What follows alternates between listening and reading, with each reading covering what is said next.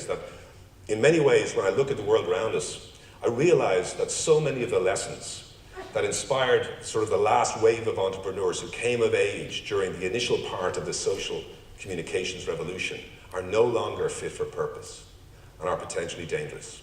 I'm not saying we shouldn't set our sights on becoming global companies with reach and millions, if not billions of users. I'm not saying that. But if all you're focused on is the unicorn, you'll fail. If all you're focused on is just disruption, you'll fail.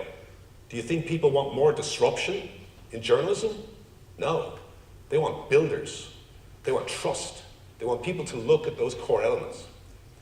And do you think at the end of the day, people do want the kind of arrogance of certainty that we're right, that we know technology is always going to be a straight line? They don't. They want to know that the philosophy that inspired the great generations of innovators and pioneers that preceded us, they're not a straight line. We can't assume just because of the good intentions of Mark Zuckerberg or people like him that they are going to be fulfilled. So we have to go right back, and I think the first place to start is back to what I talked about earlier on, is this obsession with the user, the obsession with the individual. So as far as I'm concerned, it's not throwing away all the cliches that have inspired us. It's making sure we know which ones are fit for purpose. So first of all, you fall in love with the problem, not the solution.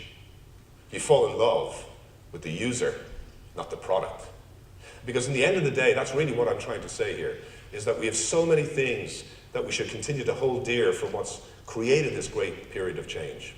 But it's all going to come down to two things: the need of the individual and your ability to fulfill that need. And in a world that is defined by only one thing, and that is change, and the only constant is rapid change, I would argue it's as simple and as complicated as that. Thank you very much.